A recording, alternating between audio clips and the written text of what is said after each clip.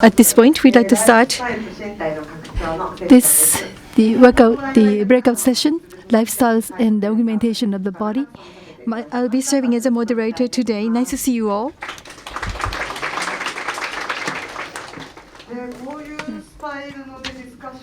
So, we have a discussion here, and in this form, in this style, I have never once experienced this kind of the discussion.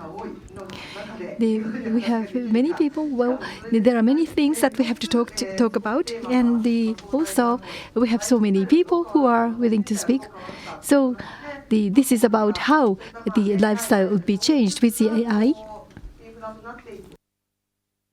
This will become an infrastructure. In this context, in what way are we able to change this could have an impact for the communication. And also, the second point is about the biotechnology enhancement. Then we have to also consider how we have to think about the ethics. So this is related to our own way of thinking. And also, we have to try to think about the future, including our planet, our universe. That should be the very theme of what we do. Let me introduce the speaker, Mr. Akira Kuriyama.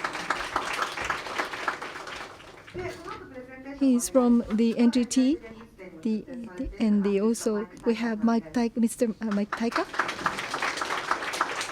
who is an artist and who has the exhibition there. And also another person is Ms. Diemut Strebe.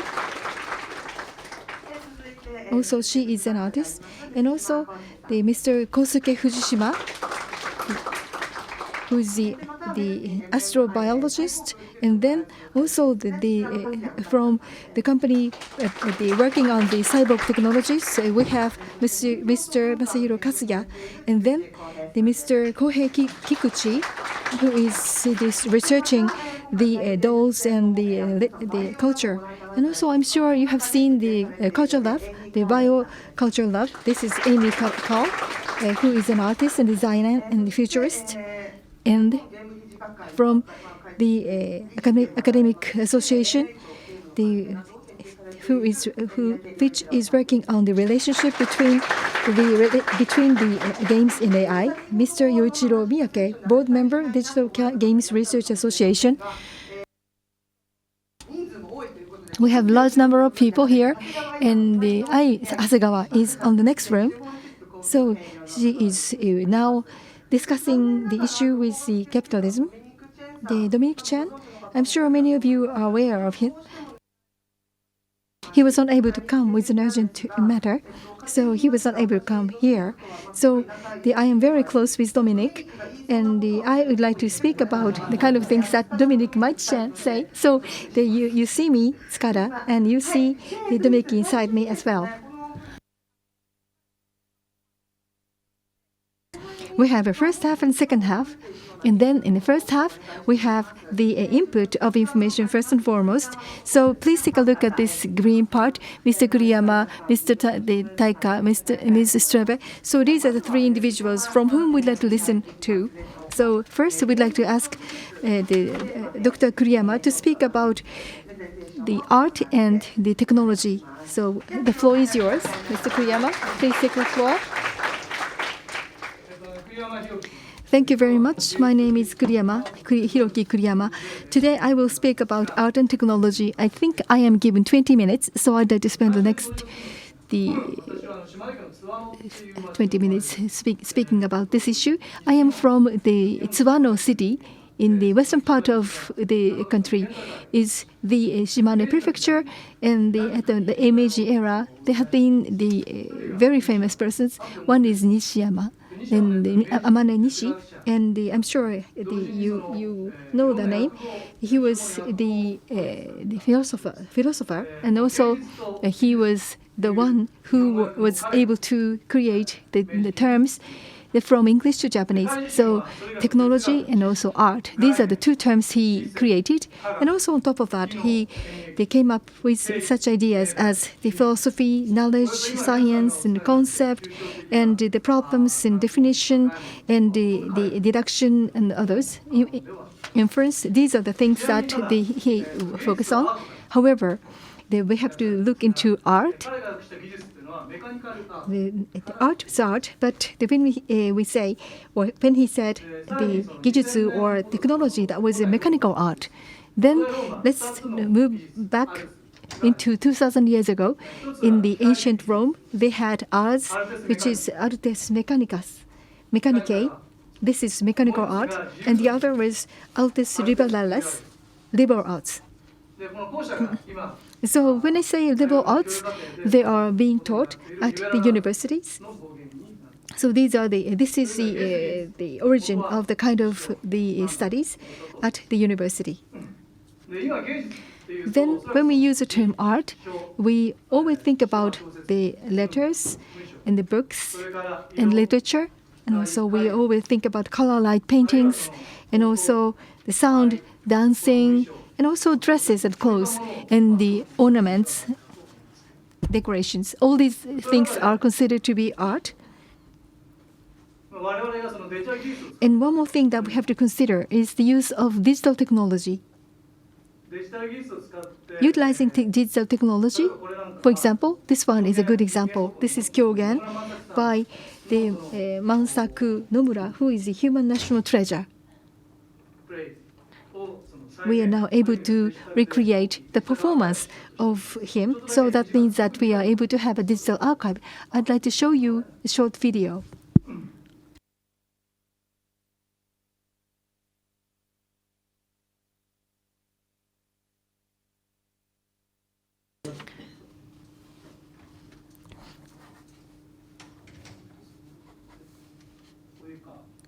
Yes, you can see this.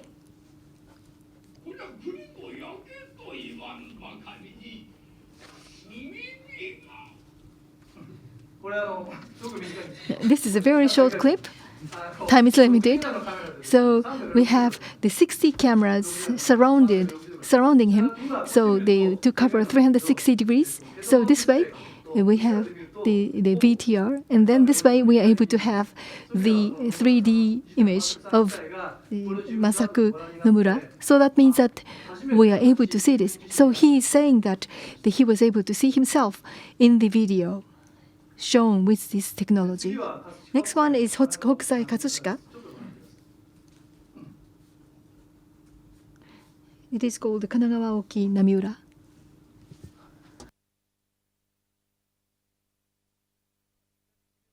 I think you have a sensation of 3D. This is not about camera, but rather lights are displayed from various angles, and then with the reconstruction, with the display of the light, you are able to see the 3D image. This one here is rather simple.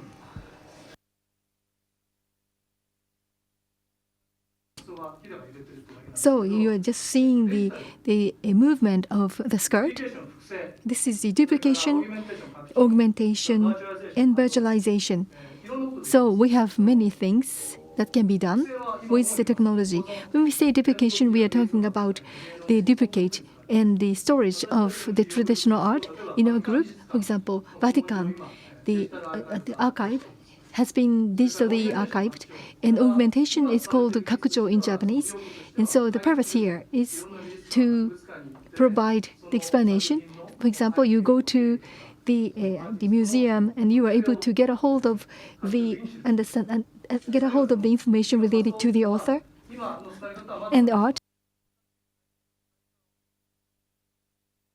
And also the virtualization is about the realization of the experiences. 300 degrees the representation can lead to the improvement of virtualization. I'm sure we will have further improvement of or evolution of this. So as the group, technology group, I think we are able to work on something more. And so there are 3 different kinds of groups: optical fibers, and at the same time we focus more on the photon world. Technology that we have is based on electrons. So this is a major building block, but this leads to the emission of heat. So another way of tackling with this would be to use photon, and also we can have miniaturization. For the extreme miniaturization, the photon is much better than electrons. So that could be used for our charging technologies. And then we have 5G. 5G, 5th generation, the telecommunication network. Every 10 years, we see the advancement of telecommunication. In 2010, we had the 4G, and starting this year and next year, we'll have 5G. So there could be the advancement of telecommunication, and then software-defined the software-defined something. So in many ways, the things have been software or hardware-defined, but now we are now able to have SDX. So that means that we are able to incorporate that in many things. Next is about 5G. There are three things we can consider. One is high speed, high capacity. So the 20 gigs for each second. 20 years ago, it was impossible. Without the use of the optical fiber, it is now possible. So that means that you are able to have the downloading of the 2-hour video or movie in 3 seconds, and then low latency, which is less than 1 millimeter per second. So autonomous driving is possible now because of the very low latency. So technology is so advanced. It is possible now to think about the autonomous driving, and then multiple connection. So that means that it is possible to simultaneously mobilize, for example, 1 million units. So this is very much conducive to the realization of smart cities and smart factory. So these are the enabling technologies in the area of this kind of telecommunication.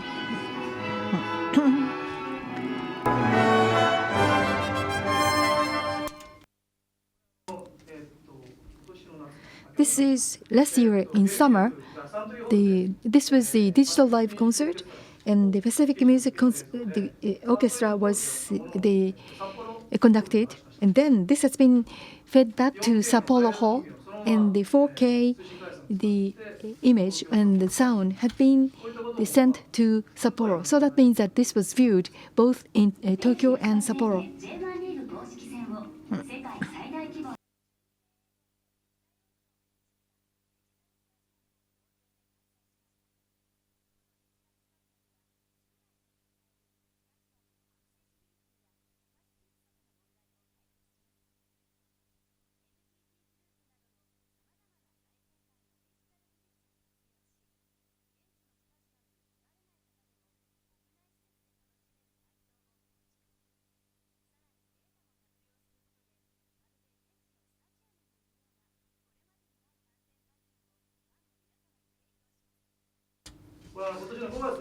This took place back in May this year. The Kashima-Kobe match was the broadcast real time. So toward the end of this month, Marinos, Yokohama, and Frontale, the game will be played on a digital way in Yokohama Stadium. I'm sorry, we don't have a video because of the copyright. So this is called Chokabuki. So this is the real world. And then Hatsune Miku, this is virtual. So we are now able to have the joint performance between the two. At the Minamizawa in Kyoto, we were able to have the 1-month performance, both in the morning, in the afternoon as well. So on a digital space, we try to collect information. So the meaningful data would be sent and transferred to the other part, and this can be replayed. And this way, we are able to come up with the 3D character in a new form. So this way, this goes beyond the deprecation.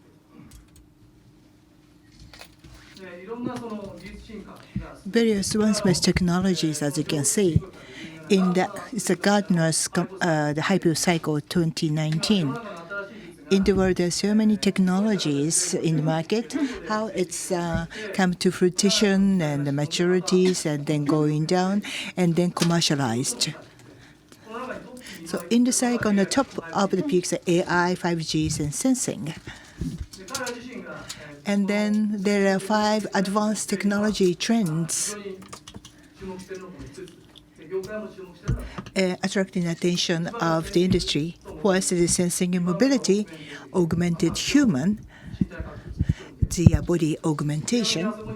By the way, you see the picture of Apple, acquaintance of mine, the venture managers on wheelchair. He said to me that it's a revelation from the gravity. That's what I want as the augmented human, and then and other technology to follow. As for the arts and technology is a theme of this discussion session. And then you can see that in AI and arts, AI can actually represent, and also that the artistic representation can be generated from AI or novels, or that the replicating the masterpieces. Perhaps that viewers or those people, those entities who appreciate art can be AI. The digital twins is the hot topic nowadays. In those real world objects in the real world can be replicated in the virtual world, destructuring, recreation, and also that forecasting the future to avoid the possible natural disasters or traffic jam management can be done through this digital twin, a total replication of a real world, and they'll be simulated so that autonomous the operation could be possible in the future. Well, starting from this year, we have some local development scheme. We utilize the data and replicate data in informing digital twin. And another aspect is singularity in 2045. That could go beyond human being. Well, not go beyond human beings, but the $100 computer, $1,000 computer may surpass the capability of human being in 2045. But at any rate, that the creators and the expression artists cannot be human beings, or some other entity can be the artist, and also those people who affiliate arts can be some other forms of the living or no living. And the global art market account for the $6.4 million.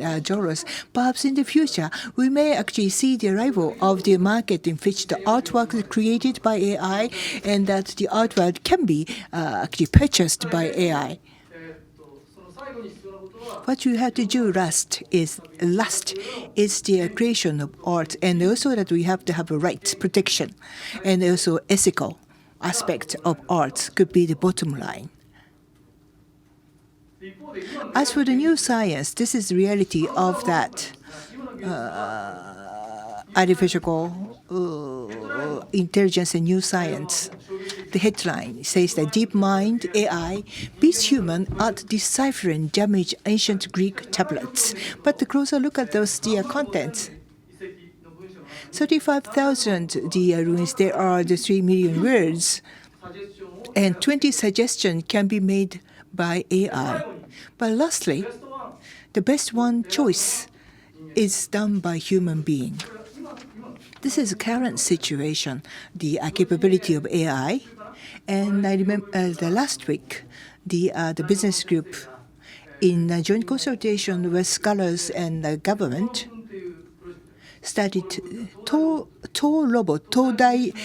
Tokyo University robot project. How much that the robotic can actually resolve and be successful in the entrance examination of the most prestigious university, and that that AI will successfully actually be in par with that the university student of Tokyo. Well, it used to be that the mark was 45, and now it's raised to 60 or 70. Now change the topic slightly, or there are that's no performing artist in it's about the 800 years ago, and it says that the hidden, if it is hidden, it is flower, and then they take perspectives, and also that your mind can be stronger if you take the roles of the viewer instead of actors, or what you're seeing. You can actually see your frontal body looking at the mirrors, but you are not able to see your behind. The Lévi-Strauss, the philosopher, French philosopher, really liked that word. And also he really cited this. Many times. In the words of No, there's a main players and a supporting player, and then this world and the next world, and there's some boundary between. But you are able to go beyond the boundaries to this world and the other world. This is the world of art, technology. Also that the quantum computer, the superimposing of 0 and 1, a pure digital, is a supercomposition of 0 and 1 to make the process very quick. And also that entanglement. So there are so much similarity between that no play and that the technology and the Jabo helical is that DNA form. In one sense, it is. I think that the ancient Roman was right. Because the technology and the performance or the art are something similar. Confucius, around the same time of the ancient Roman era,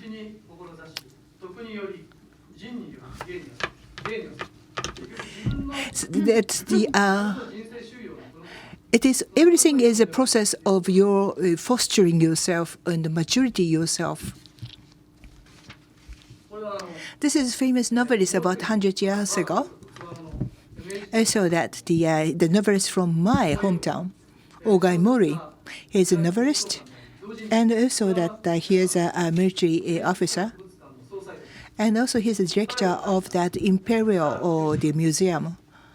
And he has this poem say that Dreamland is where that those who are deemed to destroy cannot be destroyed, and then all the treasures is actually that kept in that wooden warehouse. This is Shosoi, so that more than 1,000 years that the wooden structure survives, and also those treasures came all the way from that the Middle East Silk Road. There's a beautiful lute and other the glassworks, which you think about that was created about more than 100,000 years ago. So craft, after so much times, transform itself to art. And then the flow of time in your life, and the flow of time of treasure traveling from the Middle East to Japan, to turn the craft into art. So that human in Chinese character is between person, and then that the time is between time and the space between the void. So that there are something in common in those three concepts. And Professor Nozaka came up with a Seiki model that the explicit knowledge and that implicit knowledge, you can actually travel between implicit knowledge as well as the explicit knowledge, and you can actually create something very unique out of that. Janet Zarg's new book was the published Upheaval, how that the state can grow and evolve, was the theme. Selective something. Selective choice? No, it can't be like that. But some new the terminology was introduced. You have to be very selective in choosing that the form of evolution. Basho Matsuo, the ancient poet, also referred to the similar thing. There are things you can change. There are things that cannot be changed. Well, I think they are referring to the same thing. Now, talking about something abstract, talking about something more concrete, we'll be hosting Tokyo Olympics and Paralympics, and this is the design or the calligraphy. Very famous calligrapher Takeda came up with this the logos. For 2 years, he worked for our group entity, and so that he was very thoughtful about NTT, so that he actually agreed to really communicate that our passion as a company, and that Mr. Takeda will actually be going to America, expand his sphere, and that NTT, same is true with NTT, that our revenue is also already beyond 2 trillion yen, and domestic and overseas, and we have 100,000 people working in Japan and elsewhere in in the planet. Now, what is life? What is mind? There are some living organism and non-living entity, and cogito ergo sum is not clearly understood yet. So there are so many mysteries, there are so many questions we need to resolve. That's what a happy moment. We are able to really challenge and try to resolve all the mysteries unveiled in front of us. It's wonderful. Thank you very much. Mr. Kuriyama, thank you very much. We'd like to move on to the next speaker, Mr. Tyka, Michael Tyka. I'm sure that you have seen his artwork already. Maybe not yet, but the theme is AI and utopia and dystopia. So AI as a basis to create some utopia or perhaps a dystopia. How to capture the concept? My own interpretation is that you cannot be so pessimistic. The future is dystopia, but you can be that optimistic that everything is rosy in the future, so something between. That is my expectation of him making a presentation today. Okay, good afternoon. I'm very happy to be here. My name is Mike Tyka. Yoroshiku onegai shimasu. So I want to talk to you about AI and its effect on our society. We like to think of AI as being primarily a driver of progress, which it is in many ways. But like everything, there's also another side. And I'm interested in the complexity of the issue. And so I want to discuss both sides. So as already mentioned, I have a piece in the Mori Art Museum. I'm very honored to be able to display it. And it deals with this issue, one aspect of this issue. And but in order to understand it, I want to give you a little bit of context. And so I'll go through a few things, a little bit of background, and then we'll discuss how the artwork fits in with these themes. So first of all, machine learning is the primary driver of a lot of this progress. And it's fundamentally different from the traditional AI, if you like, from 10, 15 years ago, in that it can learn directly from data and examples. So for example, data might be images of faces. And then on the other side is a semantic description of faces, something that's condensed and abstracted, whereas the data is messy and high-dimensional. And so there's always these two sides. Almost all applications essentially have these two sides. In one direction, you have a perception. Machine learning is very good at this. And in the other direction, you have generation, where you take an abstract concept and you make something real. Both things are AI is quite good at. Sorry, machine learning specifically is quite good at. So here's another example. The audio spectrogram, that's the raw data. The music notes is the abstract semantic representation of the same thing. And again, you have this relationship. So of course, with this technology, a lot of very exciting things are happening. For example, we're able to have self-driving cars. You can see why you need a system that can take very messy data. The real world is messy. We have a lot of different street signs. There might be weird road conditions, et cetera. You need to be able to make decisions in this complex space. This is starting to work. We can play very complex games. So AlphaGo is an example of an extraordinarily complex game. And for the first time in basically since the solution of chess, it's taken 20 years, I think. But the technology has gotten there. We can play superhuman.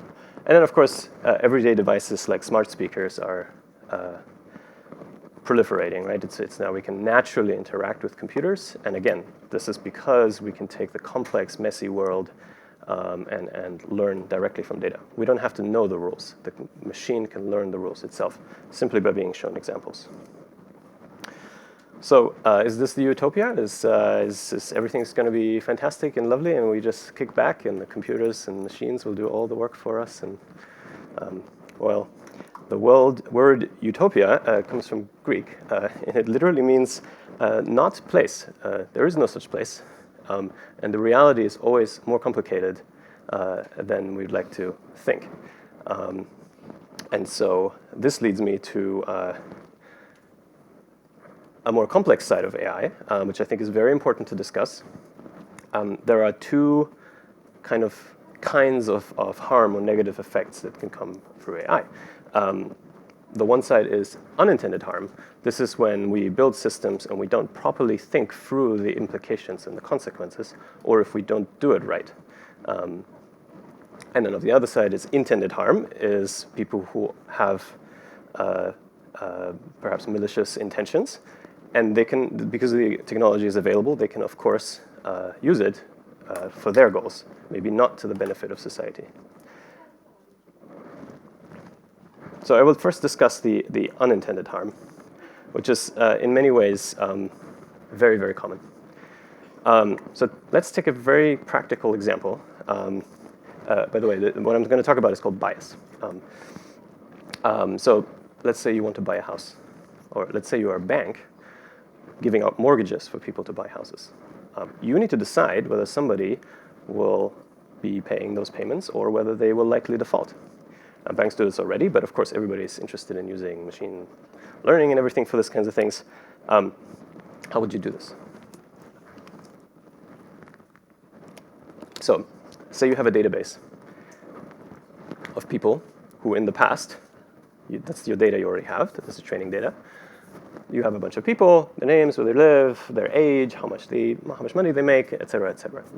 Basically, these are called the features of every single case.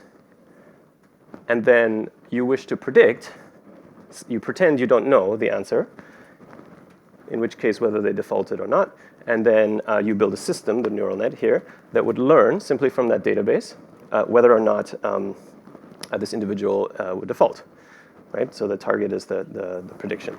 And so this works on the face of it, of course, because the machine learning can pick up on all the different patterns that contribute to the likelihood. It's not going to be perfect, of course, but it will very readily learn, in this example, that low income is correlated with probability of default. That's not surprising. But also, it will find any other correlations that happen to correlate with this. So take, for example, where somebody lives, or what their surname is. You might think, well, why would the surname matter? Well, some surnames, you probably don't know this, but so Johnson and Williams, for example, are more commonly found in African-American communities, whereas Miller and West are more correlated with Caucasian folks.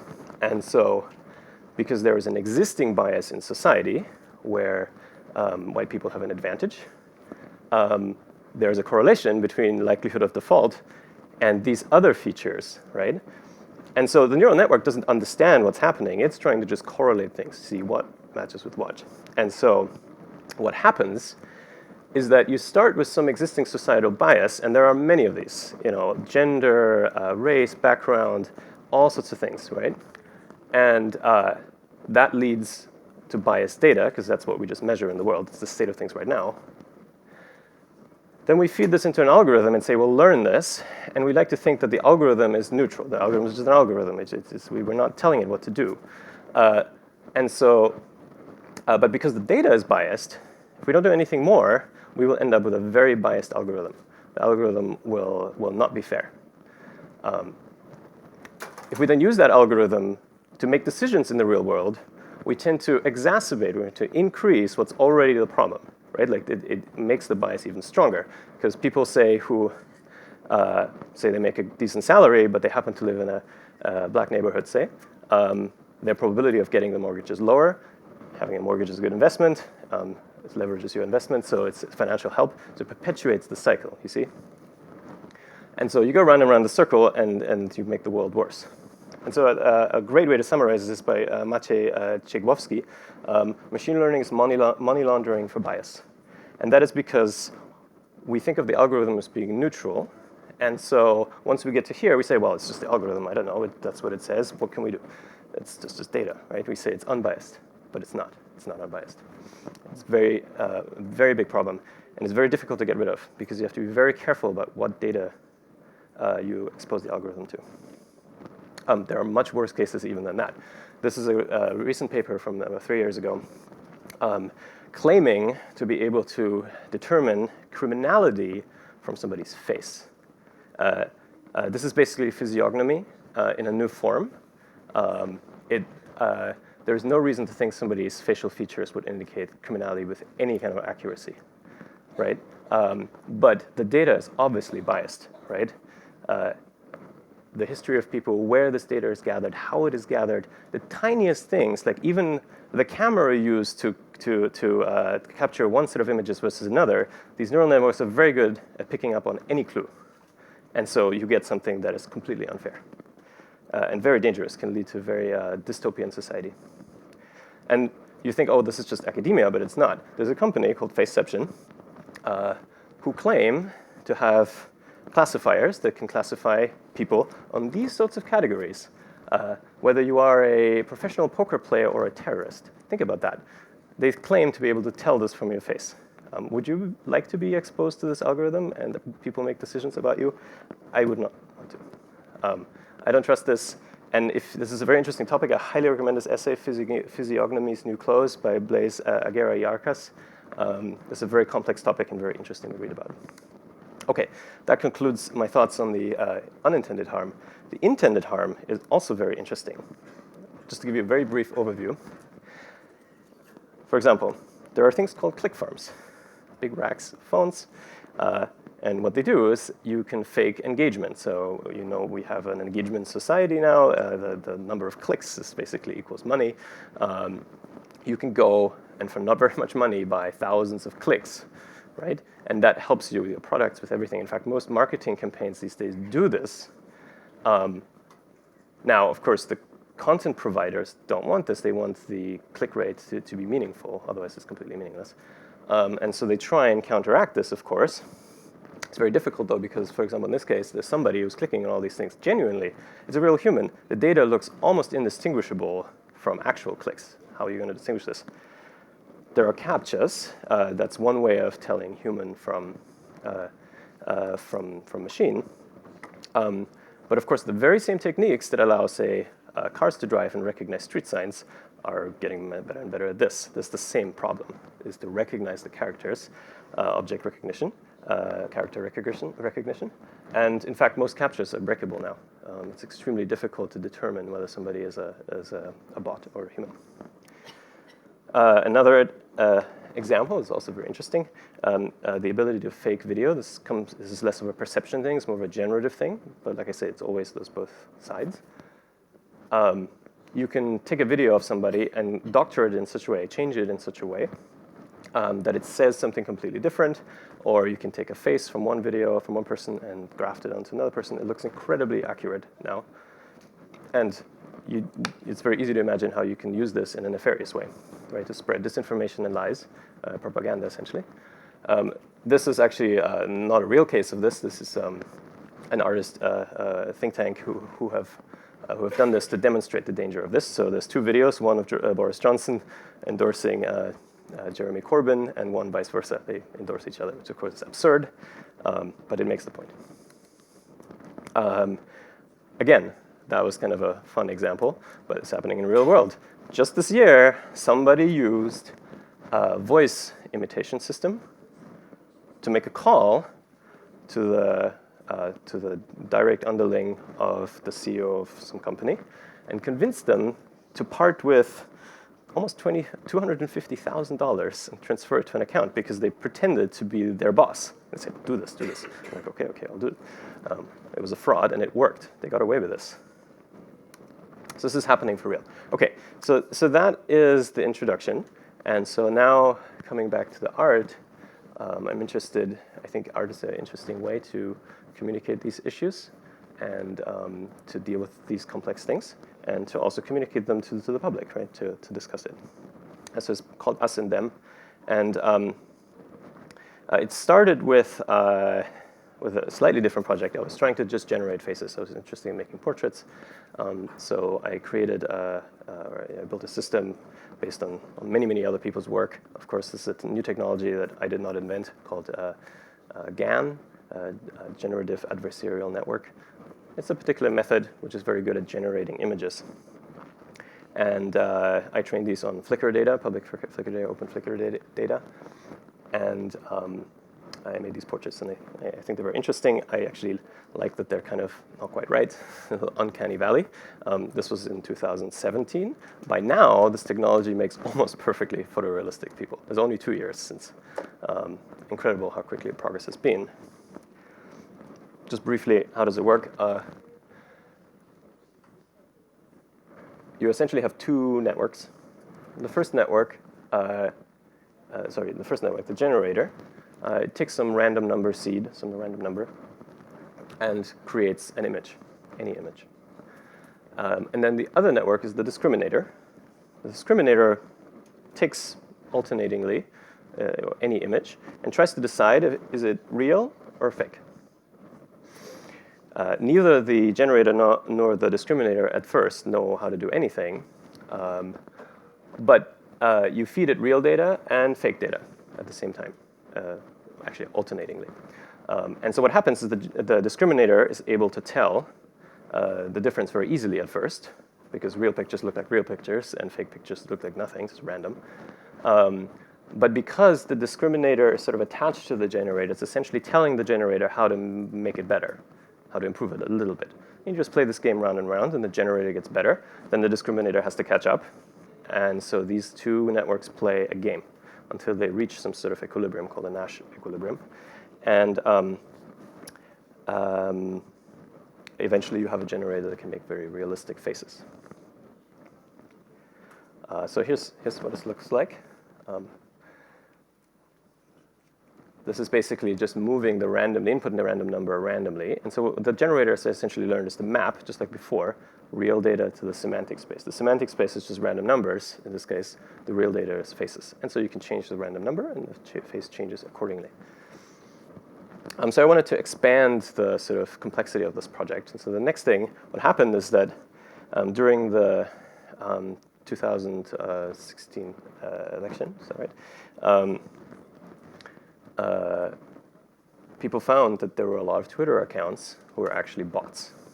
And I think this was already mentioned. And that they were intentionally spreading misinformation and divisive information, so trying to get people to get against each other. So they were both right-wing and left-wing bots. And somebody, in this case, NBC, released a database of these tweets, and these accounts were eventually shut down. These were not computers. These were actually people who are sitting somewhere in the world writing these tweets manually. But there's millions of these tweets. And so there's a couple databases of this. And so I trained a language model, a computer language model, to generate the same kind of text. And just like any machine learning, it just picks up the patterns and kind of makes more of the same. And so you're able to create these tweets. And I combined these with the portraits for the avatars. The avatars of these original accounts were lost. I can't find them anywhere. Nobody knows what these people looked like. Of course, they were not real. But the point this is trying to make is that by now, you can automate this. You don't need hundreds of people doing this. You can do it with a much smaller crew of people. And you can sow division remotely. If you think about, you don't even have to be in the country. If you have access to the internet, you can manipulate public opinion with this somewhere else, simply based on the illusion that these are real people with real opinions. They're not. And so the next step in the art project was to give a certain amount of physicality to the project. And so through various thinking and experimentation, I used the medium of printers. This has been used many times before. But in this case, I hung them on the ceiling. And these things continuously they print these generated tweets, these fake tweets. And they're raining down on you, just like they do in all of our social media channels. And you can't tell that they're not real. And it sort of creates kind of a room. But I wanted to also balance it. It's not all negative. There's also the positive. And so I was thinking about how to bring it back to humans. How do we solve this problem? Like, we're barraged with these approaches, and how do we know what's real and what's not? Who do we trust? And I think part of the answer is that we need real face-to-face friends, community, our family, to talk to each other more and not spend all of our time looking at tweets on the internet. But it's very addictive, of course, but that's the central point I'm trying to make. And so this is symbolized by these two chairs in the middle. Like, it's an invitation to concentrate on what's real, on us, and sort of shut out for a moment the barrage of things from the internet. So please go and see it at the Mori Art Museum upstairs. And with that, I'll finish. Thank you very much.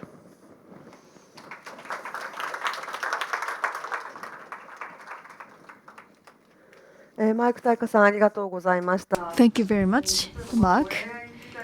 For example, there could be some bias associated with the AI, and so sometimes we are not aware of the bias in the data community. There is a possibility that AI would make it visible. So I think this is very important. So we'd like to take up that theme in the later discussion. Then we'd like to invite Ms.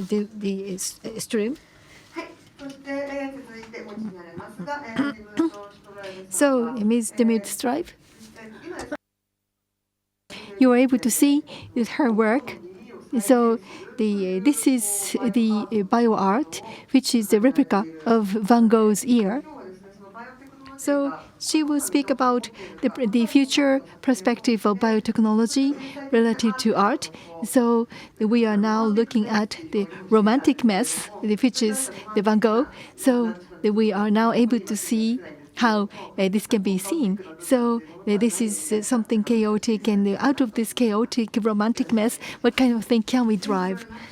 Innovative City Forum for inviting me. I'm presenting you here today, ladies and gentlemen, a sugar babe, a living replica of Vincent van Gogh's left ear, and giving you by this also an outlook on the advances in biotechnology and involving cutting-edge technology and the future perspective. So the session of this is headlined obviously lifestyle and augmented body. And while the augmented body, for example, includes mini robots, nanorobots patrolling the bloodstream, or camera contact lenses, biotechnology always engages with the body and the body material directly. And to give you a little bit hands-on how to approach the field, I think the different scopes by categorizing on indeed scopes and sizes and scales is a good way to tackle the theme. We think about on the genetic level, the molecular level, we think about designing molecular structures. In the very first place, even maybe about this phenomenal CRISPR-Cas9 technology, this molecular scissors, which allow to cut gene or chunks of gene almost like in a Word document and cut and paste it. People know about this attempt of the Chinese He, who kind of designed an anti-AIDS a tool into the germline of twins. That was internationally banned because the problem, of course, is that you can be very much off target. You target a certain gene, but you do not know its multifunctional perspective. On the cellular level, we think about human cloning technologies. Think about Ian Wilmut and Dolly the sheep, nucleus replacement. Other cell compartment replacement, like mitochondria, for example. Stem cell technology, a very powerful tool because every organ has diverse cell structures, and stem cell technology addresses, through its omnipluripotency, the option to address the diversification of the cell structures. Then going one level further, we think about organ replacement, and that is the field of tissue engineering, and there we use bioprinting or natural scaffolds that are decellularized to seed it with cells and replace organ structures in vivo or in vitro. One comes in the end even to engineering an entire organism when using living cell lines and then using gene replacement of a, for example, synthesized genome. For example, when recreating a mammoth, you take an elephant cell line, you synthesize a sequence and synthesize the mammoth genome and put it into the elephant cell line. And actually, this is very much what I did in the project of the Sugar Babe artwork, which is in the museum currently on view. Thank you for this great opportunity. So this is a living replica of Vincent van Gogh's left ear using as main technology tissue engineering and genetic engineering. Everybody knows the story. Vincent van Gogh has cut off his ear in a desperate state. Actually, it was on 23 December 1888 after a fight with Paul Gauguin. And this kind of story became the blueprint of the romantic myth of the artist as a genius. This poor, mentally unstable person that always on the verge of creation and self-destruction. And since this is so vivid still, this idea of the artist and the arts, even in art theory, for me it was interesting to challenge the cliché. This is a photo from Vincent van Gogh showing his left ear, and this is how we departed. We took this photo to reconstruct the ear and the shape. Here is a living descendant from whom we took facial scans to then further work with silicone impressions, digitize the data, and then match the 2D and 3D data and had at least the shape reconstructed to then use this for having a polymer, a biodegradable polymer that we wanted to seed with cells to then over time take the tissue over and reconstruct the ear. We had, in principle, I have to say, we could have done this also. I mean, the principles that we applied, we could have done the entire Van Gogh too, but we're not sure about his artistic merits. You know, for now it would have been just the physical reconstruction of Vincent van Gogh. But in the sci-fi future, you could maybe think about, in biotechnology, about the human clone, the brain download into the human clone as a long-term perspective. So here's the polymer, an arrow structure, and here's Leo van Gogh, and he donated the cells. So his cell, and here actually this photo, self-portrait with bandaged ear to the eponymous painting from Vincent van Gogh as a kind of a modern take on that. He donated his cells, his cartilage cells. We immortalized the cells. And so we used this immortalized cell line using natural and genetic and engineered genetic components to recreate the ear. You see, they look quite similar, these guys, Vincent and Leo. And so Vincent, actually Leo descends in 4th generation from Vincent's brother and shares the 16th of his genome with Vincent and the Y chromosome, because that is passed through all generations on the male strand, so to say. We then, so to explain you a little bit the idea behind it, there was this very famous thesis paradox. The Greek philosopher Plutarch asked whether a ship that would have all component parts replaced would be still the same ship. And this was fundamental for this project. I want to tell short about the title, Sugar Babe. Well, sugar plays a big role in the construction of the polymer because it was the placeholder for the air to have an airless porous structure in the polymer. Yes, we wash out the sugar in the end, and that allows this porous structure to seed the cell, to migrate, and to form tissue. But the British band Sugar Babe, that could be seen as a modern take on the thesis paradox. The founding members of the band all left the band, and new musicians were performing under the very same name. And so the interesting idea, what I did, to my understanding, the interesting shift from the thesis paradox from the historical and macroscopic level, speaking about wooden planks, to then move to the molecular level of replacing genes, gives a totally different perspective, not only about the questions on uniqueness and identity, but also the challenge that you could really envision the potentials of and the implications of recreating a historical person after death.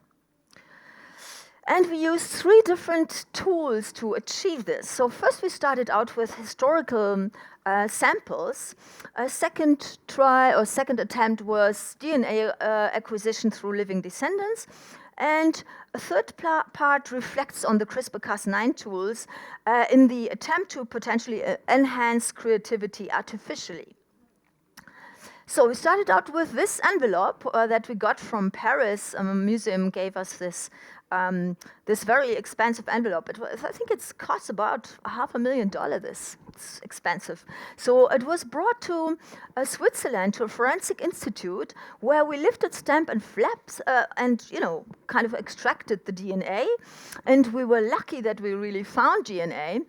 But we also had comparative samples from living descendants from the Van Gogh female strand, and we knew, because we found mitochondrial DNA, we knew we had the female Van Gogh strand because the 2 descendants were matching each other. So when we examined it, we were very desperate because the postman messed it up. It was the postman who licked the stamp and flaps and not Van Gogh. At least we knew this. But it didn't make us too unhappy because we're working with this smoking lady there. She is a descendant from Vincent van Gogh in the female in uninterrupted line. So Vincent mother gives her mitochondria to all her children. Thereafter it passes through the female line until the present descendant. This was Rosine and the other matching female descendant. So what we did, we replaced in Lieu van Gogh's cell line the mitochondria. We had sequenced and synthesized her mitochondrial genome, and through specific techniques, we replaced in Lieu van Gogh's cell line the mitochondrial DNA, with the result that we recreated quite substantial parts of Vincent van Gogh's cell line, the Y chromosome, mitochondria, and the 16th of his genome according to the heritage degree from Lieu. So that was kind of really doing this thesis paradox in the contemporary context. We then also proceeded with CRISPR-Cas, not only in the idea of the replacement, but really exploring the future of designing humans. And we did this not like in outer features like that you could design blue eyes, babies like with blue eyes and brown hair, however you would like to have them, but more in the perspective of, the matching theme of an artist gene, and thinking about tools to enhance artificially creativity. And we did this by modifying genes that were activating or controlling the metabolism of neurotransmitter releases in the brain. Where one could say in this moment, let's say, take this stance, maybe all the creativity from Vincent van Gogh resided in his ear. Let's take it from there. Like Samson's strength come from his hair, because of course there's no brain attached, so it's a kind of a, symbolical alteration in the cartilage structure of the ear, but it really gives us a stance what CRISPR-Cas9 technology could do in the future, not only memory enhancements or, creativity elevation. But, it sounds like crazy. Why would creativity have a deterministic disposition to such a degree? One think this is kind of outlandish because creativity should be the opposite. But already the German philosopher Immanuel Kant had this idea when he said, through the genius artist, nature gives the rule to art. Maybe an interesting quote in that context. But coming back to the original idea of this project, I used really biotechnology, while I'm really interested very much actually into the whole set of, a set of biological questions, as for example, how evolution really works, because there are very different stances on that topic. The main focus of the art project is, of course, to explore the mystification of the artist and the arts. And I have to say, so Sugar Babe stands in this context of the romantic myth of the artist as a genius, as I said, always on the verge of self-destruction and creation, as a kind of his mental state, being insane, poor, desperate, as a kind of precondition to make true and authentic artworks. And I think that no other artist rather than Van Gogh stands so much in this focal point of superimposed projections of very sentimental nature in the broad society that is still very vivid, but also you find there's very much an art theory. Art appears, is apparent, is not to be declared, not explicable. He knows who I'm talking about. So this has a very long tradition, and this urge to mystify, even some artists cultivate this too. And maybe you know again whom I think of. In any case, I used this idea to regrow the ear, to actually challenge this cliché, and to, in the banal step, to regrow the ear, to kind of demystify this cliché and the myth. One can also talk to this ear. So this is Noam Chomsky talking to the ear. There's a microphone and a computer processor having a software that actually translates human voice input into the crackling sound of simulating when an electrode is inserted into the auditory nerve when firing as a response to human voice input. And now we can hear what Noam Chomsky said to the ear, if it works. Seems like not. Maybe here. Is the Mr. tone? Van Gogh, the original, to explain to us what he had in mind when he cut off his ear. Was it to illustrate the Platonic idea that the great art has an element of madness? What do you think?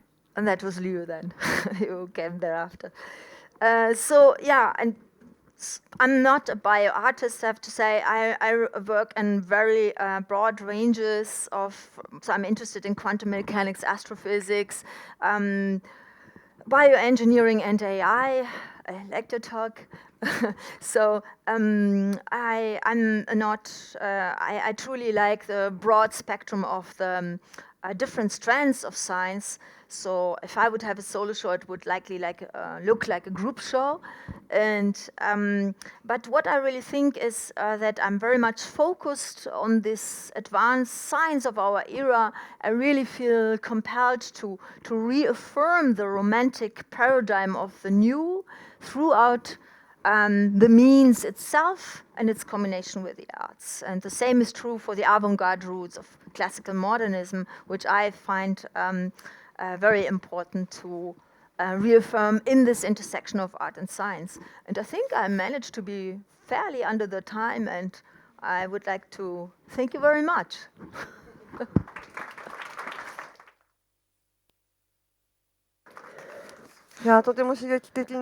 Very stimulating presentation. Thank you very much indeed. It was wonderful. Now, after those three inputs, we'd like to enter into discussion. However, we'd like to break for 5 minutes now, because that's the 2-hour session is just too long. Time now is 3:35. We'd like to resume at 3:40. 5 minutes break. Some housekeeping, some the laboratory. Please follow the staff members, and I'll see you in 5 minutes' time. Thank you. Fujishima-san, you are back too. We'd like to resume a session until 4:45. It's about 1 hour session. I serve as a moderator. Please speak up if you have any opinions and great ideas to share. This AI, biotechnology, bioengineering, how well we are able to summarize this CSF session. There's no clear answer because it is just impossible. However, there are some cutting-edge remarks it's quite interesting. And since that you are here with us, and we can be very candid and having that face-to-face communication on topic of AIs and deep learning, many things were told and discussed, anticipated. Singularity issues has been brought up a few years ago, and also how its implication and its application. But what is now happening is the issue of bias, or depending on data that the people are evaluated, classified, so that whether or not you can truly trust AI or that the output from AI. Mariama-san, Nanjo-san also started this discussion sessions at the desire and lust. What you dream of can be commercialized in no time. And data marketing is very profitable. It's a personal data, but it can be used to contribute for the economic activities, commercial activities. And all of a sudden, a question to you, Miyake-san. AI and its relationship with philosophy, and also that the application of AI in entertainment, performance, and also philosophy basis is required. In Japan, you are actually present yourself to every conference focusing on AI and performance. Now, in the era of AI, what is lacking? What needs to be referred to, especially in Japan? The first thing is that how much and what to extent AI can fully understand the people. Deep learning or AI are more like a functional. It's picking up. It is the execution of one part of human knowledge, so that it's not replacing human knowledge or human understanding. Wisdom. AI can only be existing inside a computer. The AI doesn't have any body or any form of its own, so that there's intelligence without body. What does it mean? The AIs or the robotics. I mean, robotics field actually that make the intelligence and form at the same time. So that artificial intelligence without form, without body, can substitute for some of the human activities, but to be existent in this world, because that the AI doesn't have root to establish itself, so that it is far-fetched reality. So the artificial intelligence is embedded into the society to transform society, and capitalism can be evolving or be transforming too. But that's just a shadow of ourselves. New existence, or like in the initial discussion, that the artificial intelligence to have the culture of its own or to be creative. It's more like mimicking the human beings. So that the artificial intelligence with mimicking the capability is what we are actually seeing, and that this is in us the temporary, it is a kind of boundary. But if AI does have a form of its own or the body of its own, what about you, Mr. Kasuya?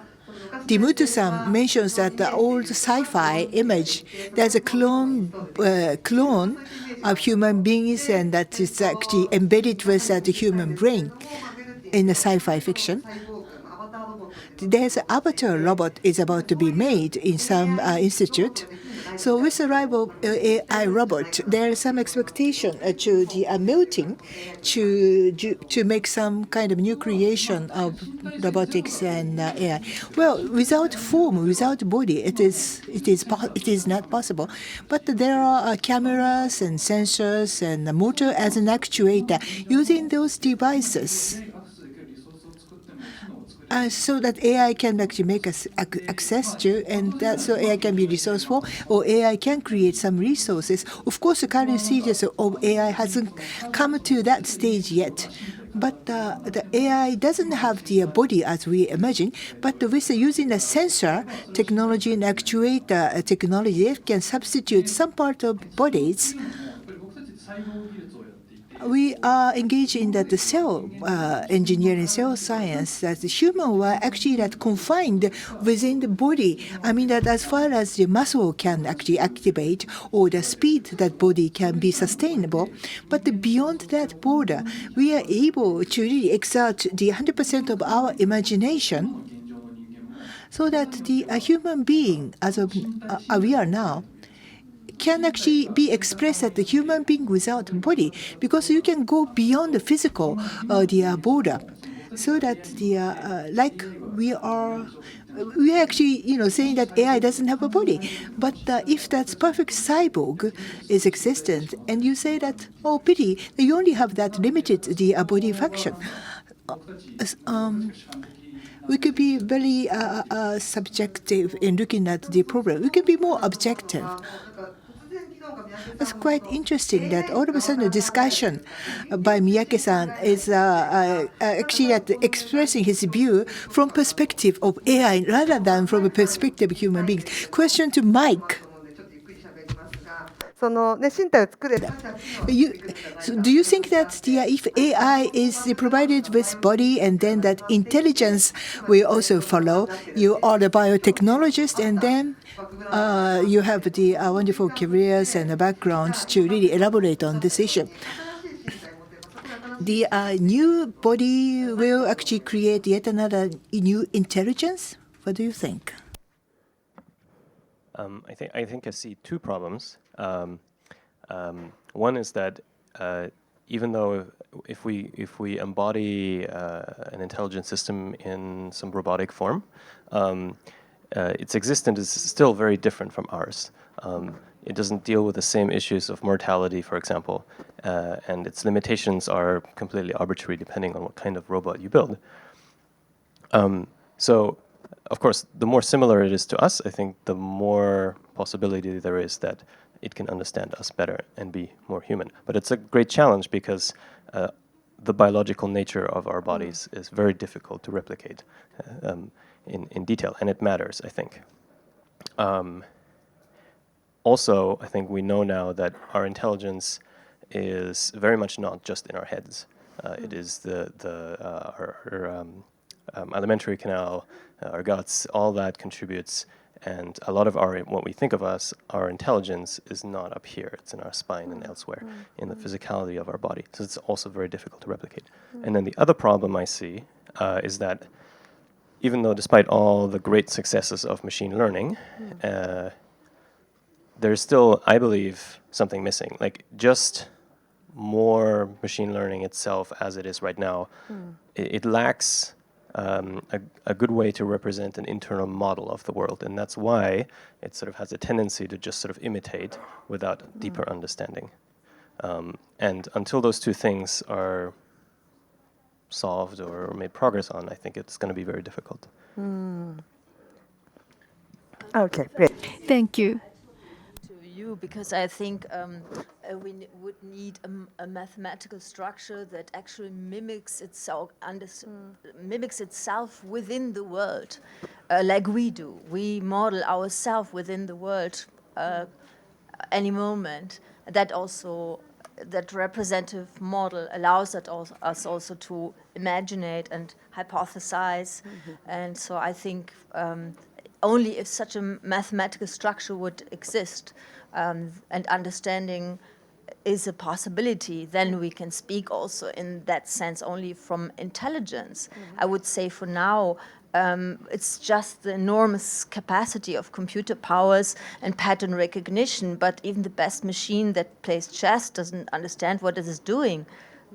It just exercise. It's a prothese, how do you say that? Prosthetic. Thank you. That was what I'm looking for. That were you were this to me now.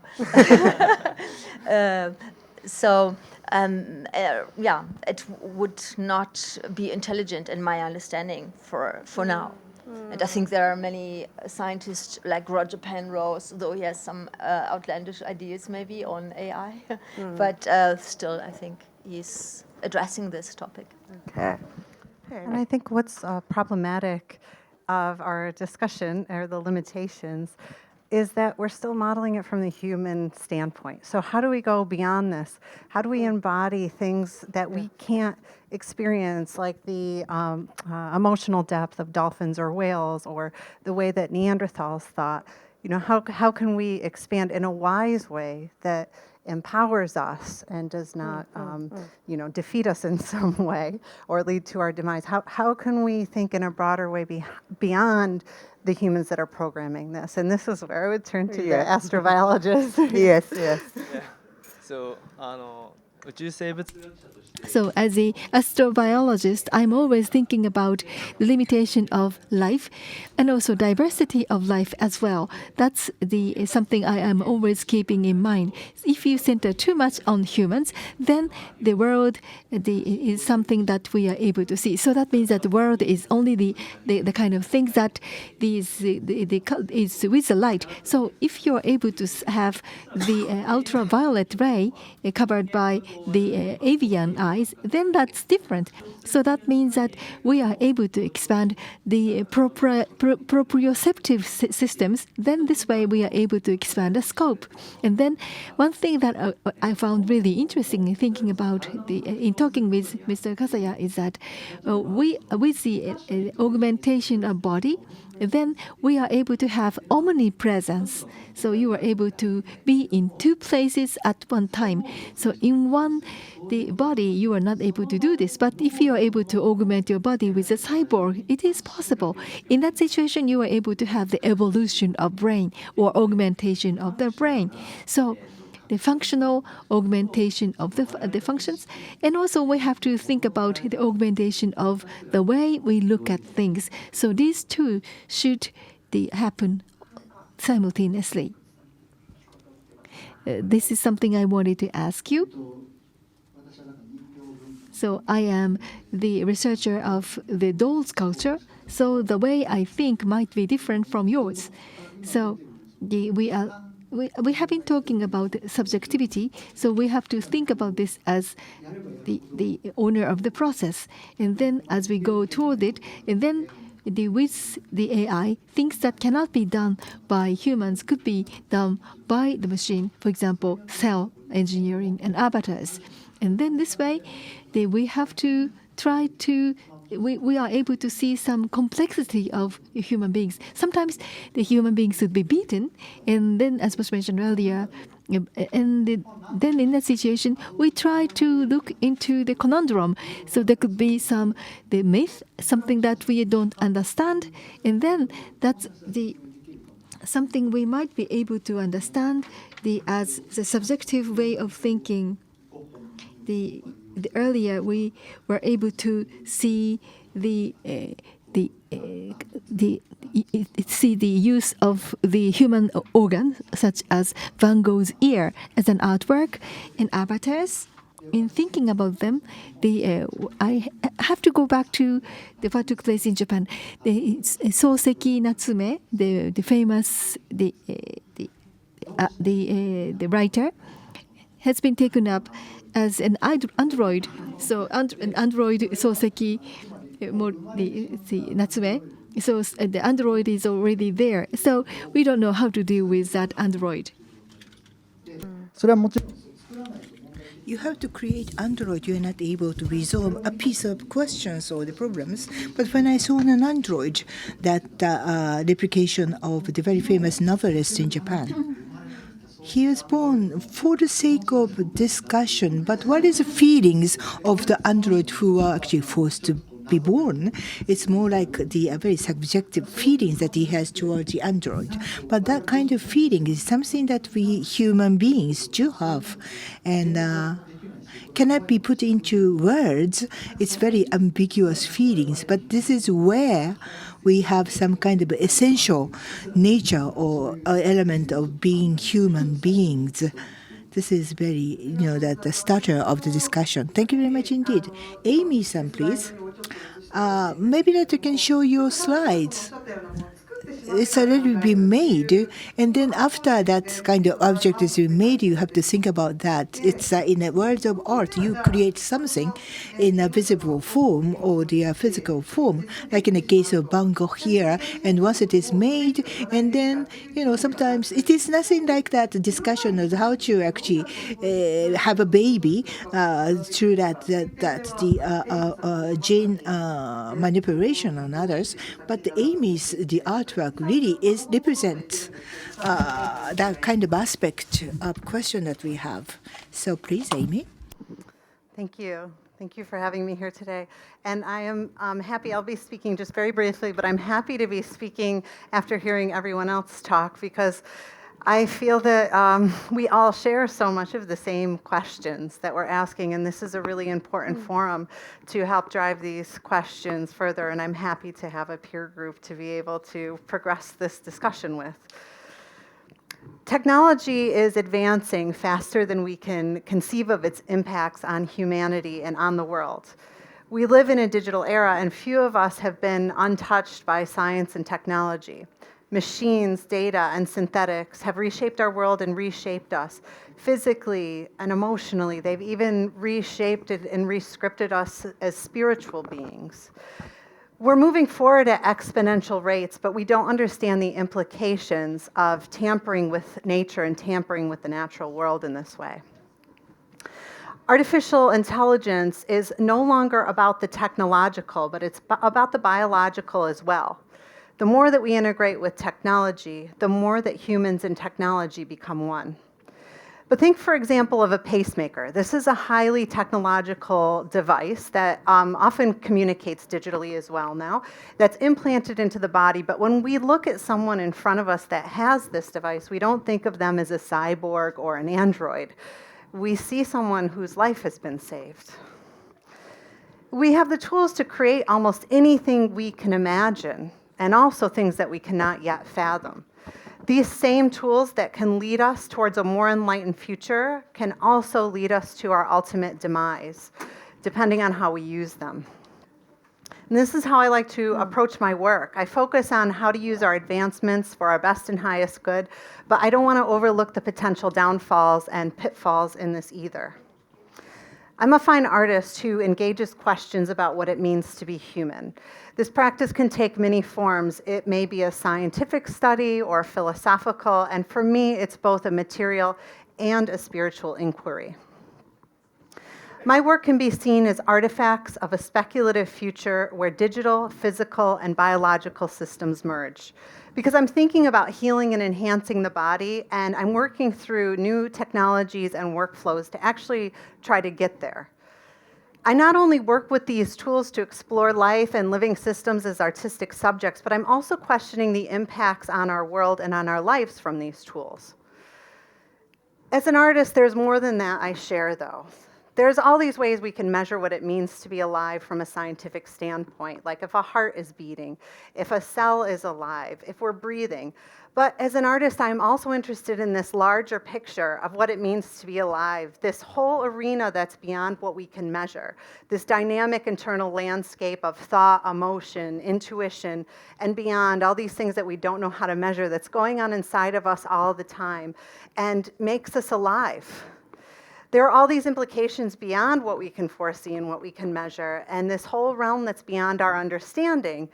And I'm asking these questions about the impact that our technology can have across all of these levels, not just those that we can measure, and not just those that we can immediately like articulate or make profit off of.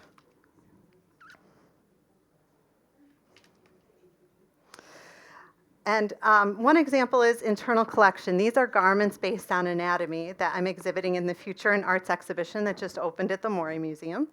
These are representations of anatomical systems in visual forms. For example, this garment is based on ligaments and tendons, this one on the pulmonary system, this on the nervous system.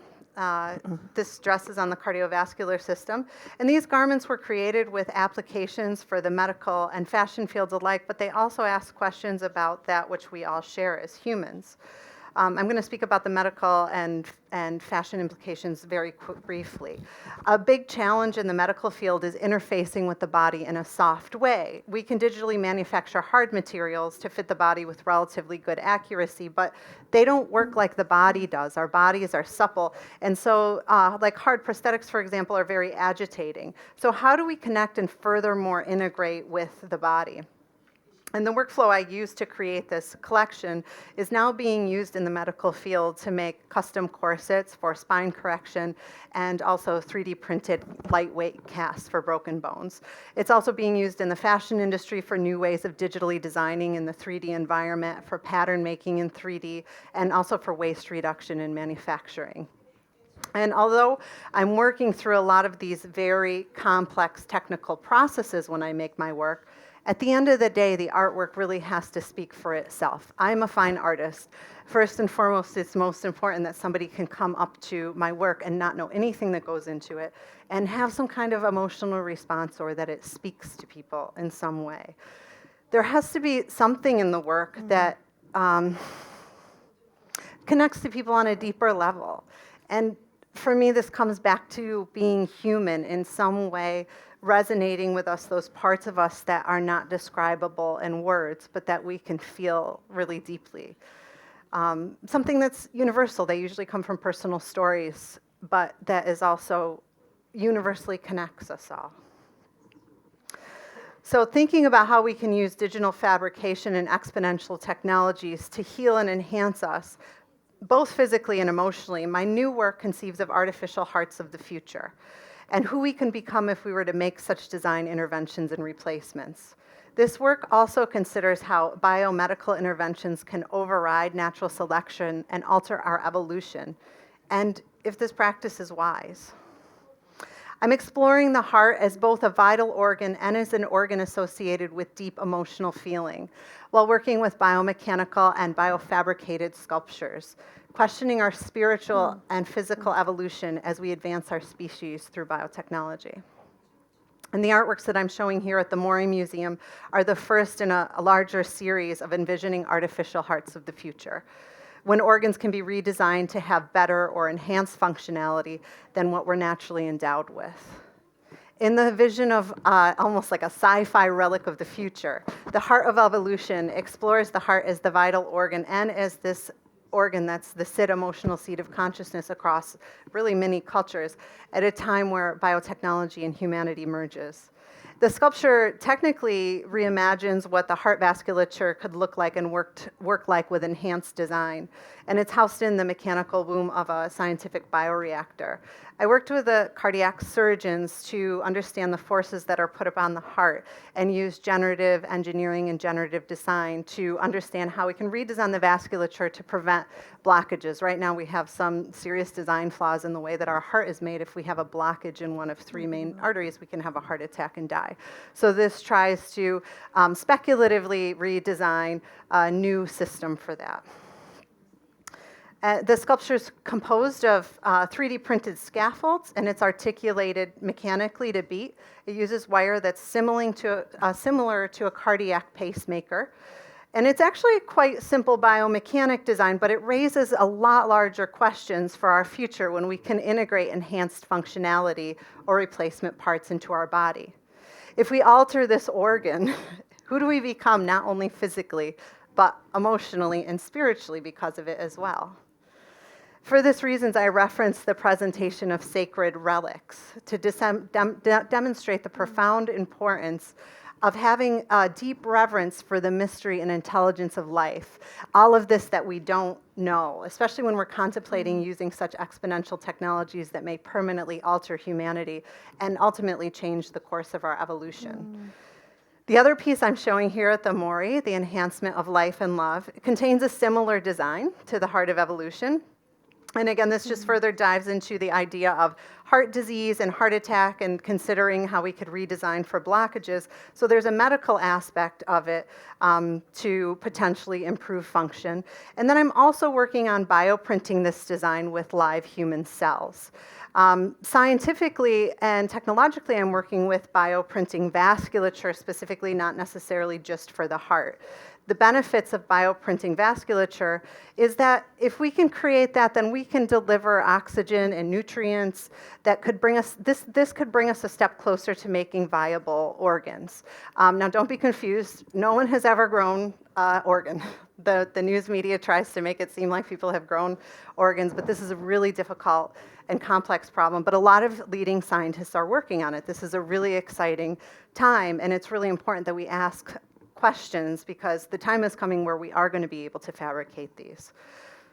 I work with bioprinting because I believe it's an area that stands to make the biggest potential impact in our lives. This is a previous bioprinted artwork of mine that Arina-san wrote about in her book. Regenerative reliquary is made of biodegradable 3D printed scaffolds for growing stem cells into bone, also installed in a bioreactor. Medically, it considers people who need bone grafts, transplants, and even those with limb differences. But it also considers what we could create and what would be smart to create or grow out of living materials for both inside and outside the body and the potential ramifications of that. In a factory of the future, if we use the regenerative medicine model, we can just start with a few cells and make all different kinds of organs and organoids, even maybe technology that can be transplanted into our bodies. We're in a very exciting time where we can grow things. We don't necessarily need inanimate objects like metal and plastic to make our creations. We can now use cells, the actual building blocks of life. But this can't be taken lightly. How much time do I have to tell a personal story? Yes? When I was making this piece, the scientists I was working with suggested I used cancer cells. And I immediately had this strong response of no. But the reason we would use cancer cells to test these prints is because the cancer cells are much more robust than the stem cells that I had to use to make this piece viable. So if the cancer cells couldn't grow, then we know the stem cells definitely couldn't grow. But I grew up in a lab with my mother. She was a research scientist, and she died of cancer. So I have a personal and emotional response to not wanting to use this material. But I trust the scientists I work with very much, so I went home and I thought, what if I had her cells? What if I had her cancer cells or her stem cells, and I could actually use them to grow on this piece? What does that mean? It's not the same as having my mother there. So even if I could measure if these cells were alive, it's not the same as having her here. It's not the same as having my mother in front of me. So this raises really important and interesting questions about what it means to be alive. Modern medicine has done a really great job of keeping us alive to a full life expectancy, but it hasn't been able to do something like let us lead a life of 300 years or beyond. Bioprinting holds this kind of potential to lengthen our lives far beyond the lifespans that we know now, because if we can make replacement parts and replacement organs, then we could potentially extend our lives. As we get old, we can replace them out. And you know, most human enhancements start with healing. So in the case of bioprinting, I think that we would first use them to, for people that need transplants. But then, you know, as we start to get old, where do we draw the line of who needs transplants? So this raises a great deal of ethical questions, including who'd be able to get these replacements, For example, in America, it would probably only be by the wealthy. It also brings up issues like rights to life and the rights to die. Who gets to live? Who gets to get these replacements? Can we choose not to? And even though this technology isn't developed to this point yet, these are really important questions that we have to ask. So I just got the notice that my time is up. So I'm going to just wrap up here that bioengineering and genetic modifications could eradicate deformity and disease, but they're also irreversible and could permanently alter our species. And we don't really understand the implications of using this technology yet. We can use it for our best and highest good, or we can unintentionally use it towards our demise. So we have to be very careful and have a lot of conscious awareness. And to me, moving into the future, this is how we can really develop as in humanity, is to have more consciousness and awareness as we use our tools and technology to make sure that we're using them for our best and highest good. Thank you. Thank you, Amy. いやなんかすごい今またこの数分 Ooh, amazing. So much input given from Amy. The body can be designed, but what about the personal story? You should have personal story along with the body. You have to have the perfect texture. And I'd like to ask a question to Kasuya-san. That you actually belong to the cyborg ethical committee, right? What can be done? What shall not be done? What are the objectives as the living as human beings? This is very crucial. We are actually making that the cell technology, or how to use it is a great question, and what could be the expected ethical mindset. So that this is why that I'm calling for the establishment of cyborg, the ethical committee. You have to have that. There's two aspects. There are some the artworks representing some dystopia. We are actually that they are developing the technology. We can actually control so that society should not move towards dystopia. This is our accountability and responsibility to lead the way. Or there is something that we can contribute at least. What we can do better than others. Thank you very much. Like Kasuya-san. Startup or in the world of business, that desire can immediately be commercialized, so commodity and that the products, so that this is why it makes it more important to have that kind of ethics. And as a researchers, that you really foresee that the human beings go beyond the planet Earth to the universe, and that in that kind of era of aerospace, how do you actually see of the human ethical understanding? Well, listen to Amy's presentation. I actually thought perhaps that in the future, and not far away future, we may be able to recreate organs. When I was working for NASA, we are actually making some researches of the possibility of the other life forms living in the planets or living in the other stars, like some kind of UV resistivity the cell may have, or that the gene to really fix the carbon. What about that if we are able to incorporate this kind of capability in the body, or that the organism which originally it didn't have that kind of functionalities, like the universe or the Mars, it is a very severe environment. How to sustain human bodies or the body, physical body for that matter, to have that kind of special or the functionality or expansion of the functionality, so that human being, for example, can actually live and survive in Mars. Well, that's the life evolution. The 3.8 billion years ago, that the life is born and this adapts themselves to the environment of the Earth. But now the situation is so different. Nowadays we have to be the one to select for our future, or that the life forms on the planet, so that the kind of the directed evolution may be required. Or that I feel that we are now entering in the era of directed evolution, and that really requires an ethical aspect. How would you like to envision the life and on this planet, or maybe that somewhere else in the universe? So Emi's artwork has so much story to appeal to us from a standpoint of diversity, that human beings and its directions of evolution is very much diverse. And so that diversified the option in front of us, and which one that we're going to pick. Yes, in the selection standpoint, who is to make decision? It's the life ethics. It's one aspect, and Kikuchi-san, all of a sudden I have a question to ask you. That in the community, there are some kind of lines we should go beyond, or especially that the rituals, we had it down the generation in certain communities. Like Emi-san mentions that the myths, some pay respect to the mystical aspects of lives, and that can be translated in a cultural or in an ethical aspect.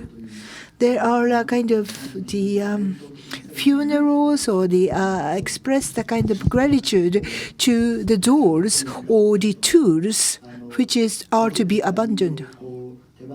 The owner of doors decided to dispose of the doors, but not as a waste, because it's just too painful to dispose of the loved doors. Instead, that the owners actually go to the shrine, and that they offer doors, and so the doors go through the ritual of removing spirit from the door's body. And once the spirits are removed from the physical bodies of doors, you are able to dispose of them. It's just an object, not the door that you loved, so that you are able to incinerate doors once that spirit is removed away. And when I go to actually interview that the owners gathering together as a shrine to participate in a ritual, they are actually crying. It's very traditional rituals to remove the soul or the spirit from the door's body. But the who actually determine the evolution of human being? Us.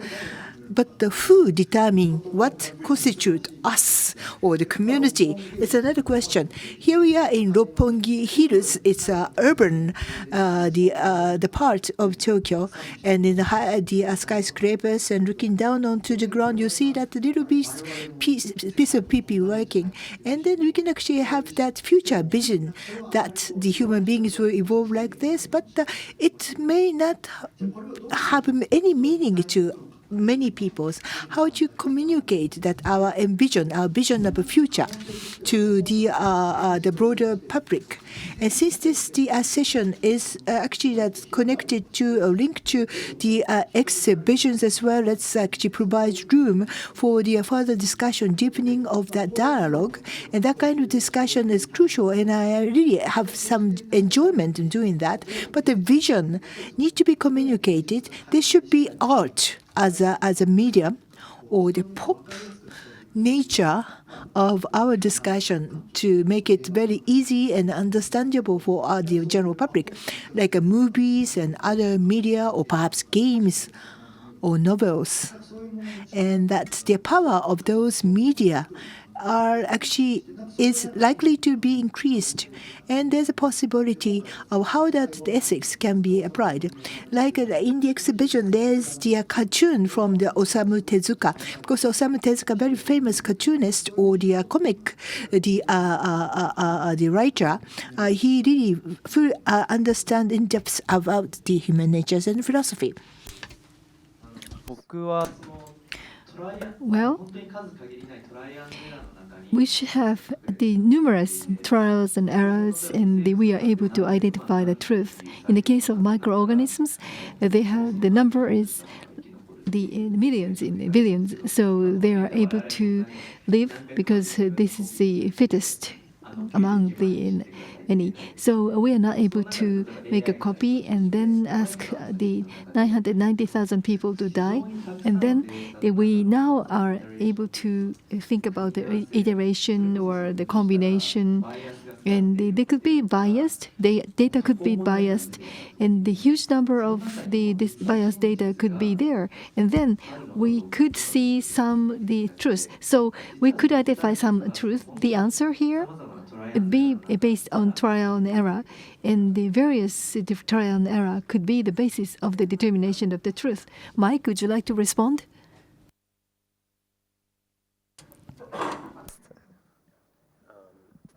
I mean, maybe more generally, the thought that comes to me when I think a lot about these sort of transhuman ideas and technologies, I feel like what's becoming clearer, at least to me, and I think to many others too, over the last maybe decade and before that, is that perhaps we've been we've overestimated the ability to transcend our biological bodies in our relationship with the natural world, and also how much more integrated the bio world is with each other. It's not individuals, it's a much more connected network. And now I think it's becoming apparent with global warming, the sort of escalating pollution, and the depletion of resources that it's very difficult. I think we will struggle to kind of go to the stars and explore the universe when we struggle to even sustain what we have today for everybody. It's so that's always what comes to my mind now when we talk about these enhancements.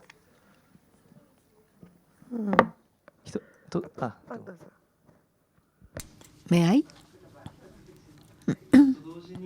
Well, at the same time, we have to look at the sustainability of the Earth.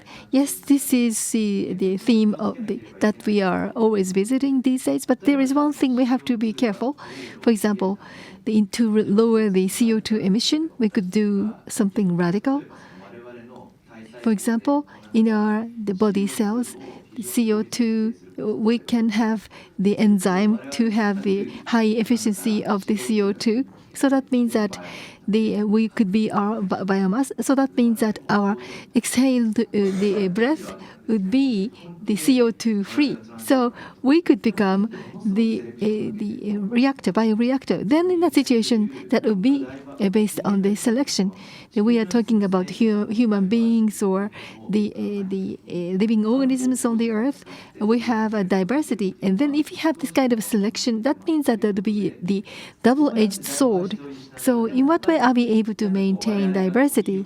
And then at the same time, in what way are we able to go toward the better direction? That is a major dilemma that we are faced with. About you working at NASA, so I worked. I know John Mather, who is making the James Webb Telescope and currently looking for exoplanets. And he had not a high prediction for the human race existing in the longer-term future. And he saw also that AI robots also are so much more robust than our viable body. So he saw much more AI robots on the way to Mars and, surfing the bottom of the sea and living in environments that are totally hostile for us, and not so much the perspective that we would enhance our bodies to live in the most extreme environments. To me, this is a very appropriate use of this technology as well. But when we do start to integrate it and enhance ourselves with it, how do we establish these values? This is I'd love for us to kind of discuss this arena a little bit more. Something that we were talking about earlier is what I see as an artist. I'm invited to speak at a lot of medical conferences because I'm the only one that has the freedom to talk about why we're all there. Most people in the research field and medical field, I found, have gotten into these fields because they want to heal people, they want to save people, they have a personal story of someone, say, who is affected by cancer or Alzheimer's. But in America, if people talk about these certain kind of values in the scientific realm, they're discredited, in Europe as well. If you start to cross over into the humanity of it, a lot of cultures value in the sciences and technology being removed and trying to look at just certain things we can measure. So this is what I'm curious to hear from all of you, how we can come together, either just us or a larger group, to start to have discussions about our value system around these modifications and how we should use our technology wisely. ありがとうございます。まだ通訳が続いてますね。で、今おっしゃったその2つの Thank you very much. The two stories Fujishima-san mentioned. Through the limited trials and errors, we can find some solution, answer, or through simulation, perhaps. And then for humanity, for human beings. But the Kikuchi-san mentioned that within the culture, there should be some kind of the meanings of the presence exists. All those AI animations really depict that aspect. And Miyake-san, you are the specialist. And in that, the stories, anime stories, actually depict the situation human being is on the verge of extinction. How are we able to actually read, translate that kind of dystopia situation? Yes, I make many AIs in games. So non-human intelligence are often used, like 4 wings and 8 legs.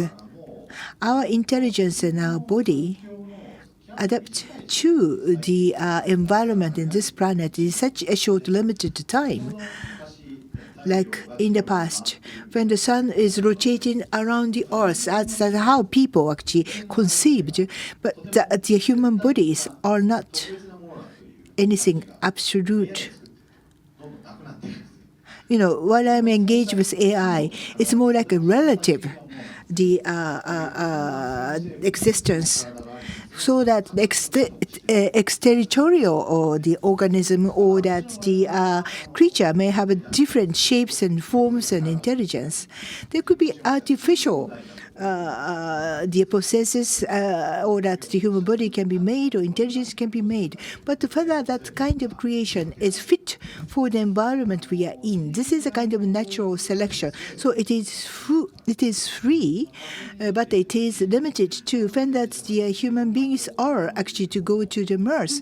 Perhaps as the new functionality, it can be added to human bodies. If it is fit to the needs of the environment, it could be actually judged as appropriate, maybe not ethically, but judged as appropriate, so that the decision is on the sides of the nature environment rather than human being. We're talking about evolution, but that kind of aspect.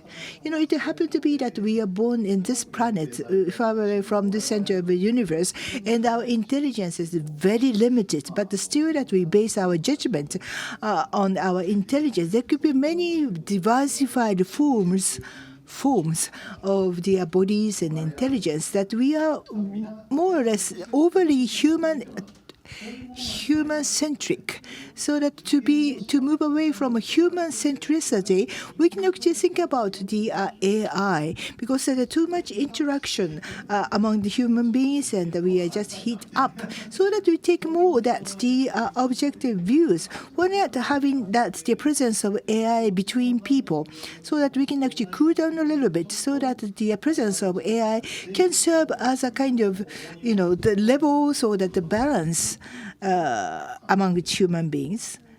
It's a catalyst. AI is a relative form of human intelligence in human bodies. What about dolls or puppet? The dolls is another representation of a human. But why dolls and dolls culture are everywhere in the world? There could be some reasoning behind. What do you think? Exactly the case. Dolls. There's no such culture without having dolls. The reasons that dolls remains.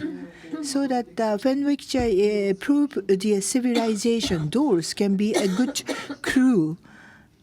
Like 20,000 years ago, there's a Venus, the big bodies and very affluent, or that the kind of the dolls made out of clay can actually we are able to imagine that people's values. Of course, if there are some literature remained, but even with those civilization without writing system, we are able to really infer and also to imagine that the civilization or the culture there, so that AI can serve as a kind of mediator of the human intelligence, and that I think it's very was very impressive, and it's a centuries of me. We are like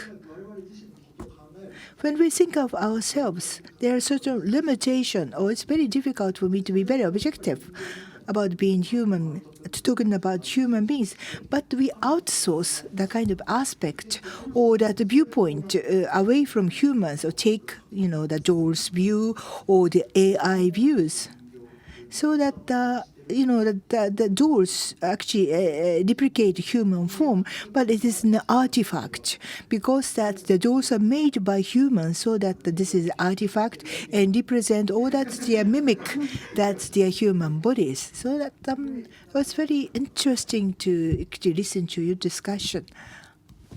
I like what you said about using AI sort of as a mediator, as a bridge, and in this world already we have other intelligent forms, very alien intelligences which we can't communicate, such as octopuses or dolphins.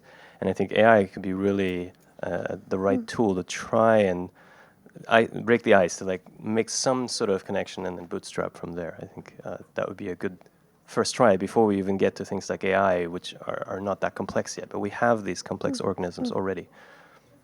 I have a little question. How do you manage to get out of your system? I'm surprised because in essence we always have a theory of mind, even from the octopus or the shark or whatever. And I think we're always bound to our system. We really cannot, I mean, it's like looking at the universe from the outside. The stance we just cannot take. We only take our stance in a hypothetical, imaginative capacity, but it will be always us looking at AI, right? So I was wondering how you managing to jump out of yourself. I think it's extraordinarily difficult. I agree with you. We see everything from a human perspective. It's hard enough just to communicate between different human cultures, say the Japanese culture and the Western culture.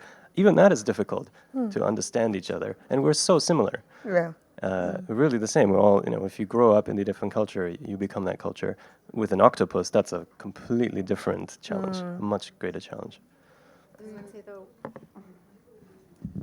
I would say we may be able to start to open the doors of perception by coupling this technology and our body. So say now, and I'm just going to kind of riff here, just human to human. If we want to start to understand our loved ones better, if we want to start to understand our colleagues better, we can use technology that's being used, like, say, Amazon is watching our facial recognition while we're reading a book. So now Amazon understands our emotional states better. Well, what if we can have some kind of biofeedback device, say something we wear on our arm, that gives information back to us when we're watching our loved ones, that can help us to understand if we are responding accordingly or if we could do a better job. And so then, what's that? Still the reader. But where I'm trying to go with this is, what if we can then start to communicate with the rest of the experience of the world in this way, where we get this information back?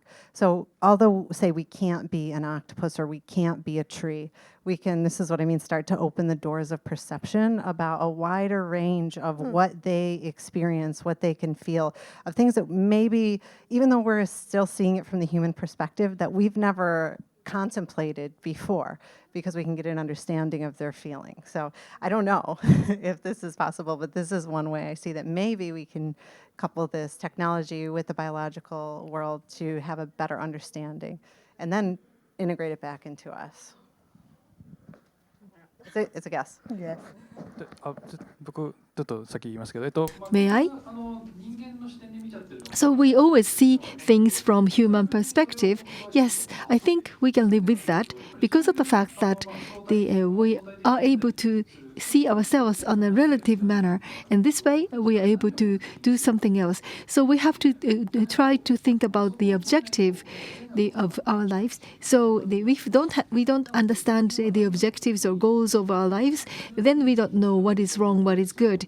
And so we have to have this process, as was mentioned by Mr. Fujishima. We have to have an iterative process to work on the experimental thoughts, and then this way, only this way, we are able to understand why we live, what to live for, and then this way we are able to go into the next progress. I was listening to the discussion in AI. Would be able to would be the mediator for our communication with other plants and animals, and I was very much impressed. The plants are not able to move around, but they have a secondary metabolites, and then for example, some people raise the plants with the classic music or some nutrients, special ones, and then the responses can be learned by the AI, and then this could be fed back in the forms that we understand in our languages. So this way we are able to communicate with the items, with the living creatures other than people. Then in that situation we can say that we are talking about not only the human beings but also the entire creatures on this planet. So if through this kind of the communication, we can pay attention to the entire planet. The Arthur C. Club, the 2000 the dynasty, the travel to the universe, and the aliens are not able to communicate directly with the human beings, but they were able to utilize the AI called the monolith. So they were able to sense that.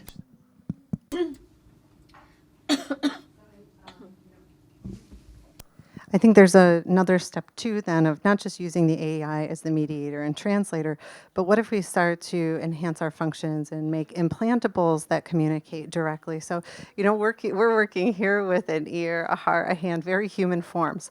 But if we start to use like the neural laces, the neural nets, or things that we haven't fathomed of, we start to actually change the form and the function of our bodies. And this is when maybe not only we can communicate with other species, other beings, other ways of thinking, but we actually start to embody them and feel different. We become different that way.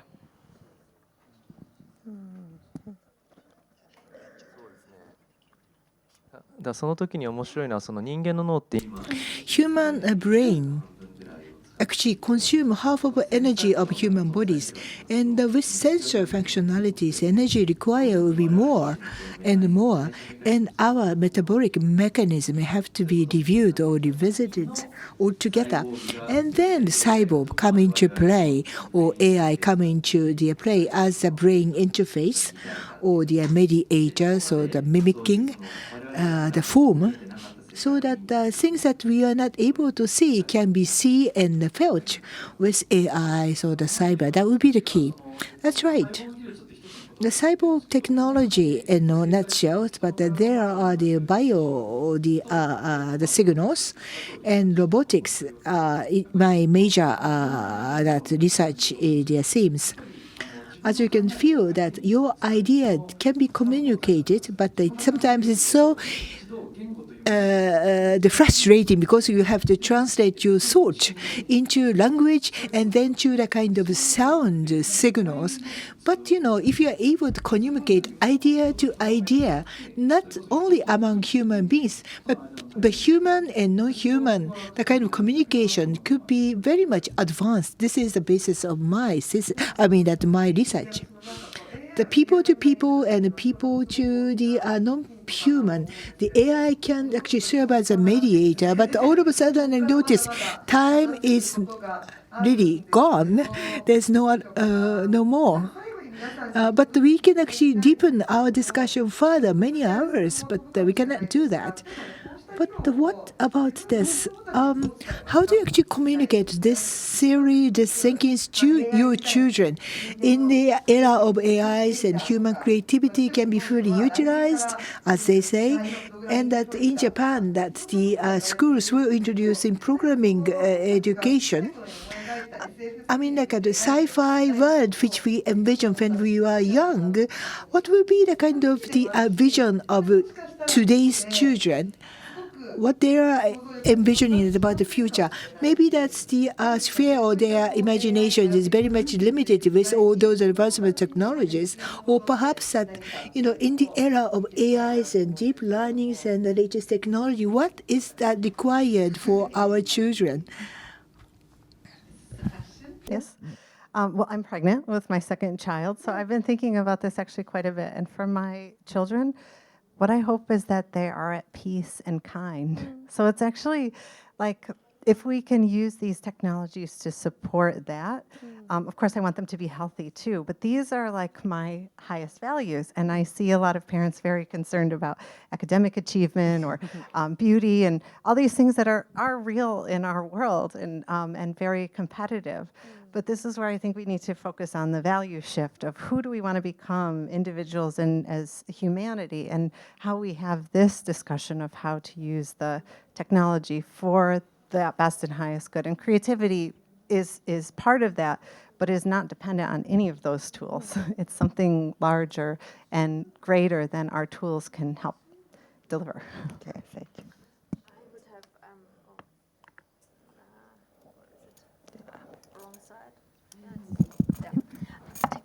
So I wanted to ask one other question, because I think there is a more profound question involved into the AI tools, because I think very much decisive would be how our world is made up on the very most fundamental level. Is it that numbers and quantification are really the most profound layer of reality, and that all what we perceive as qualia we could quantify? And if this would be true, we would be, let's say, based on a mathematical structure, then I think that would shed a very different light on the future of AI. Sorry for moving a little bit away from the education, but I thought this seems to me a very profound question in this. I think that's no problem. Thank you. That was a great question.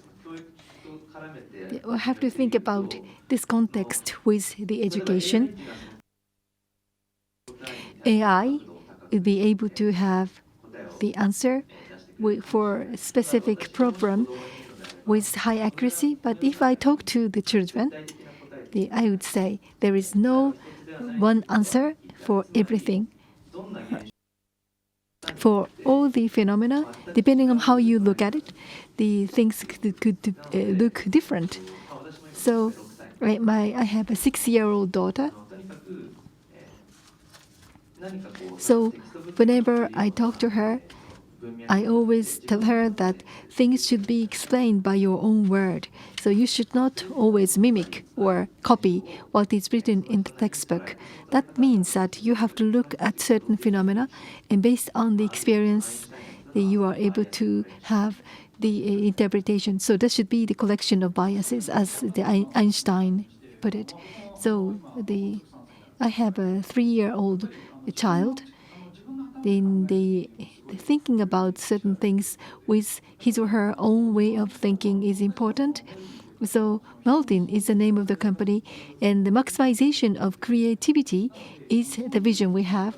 So if we lose the creativity, we are over.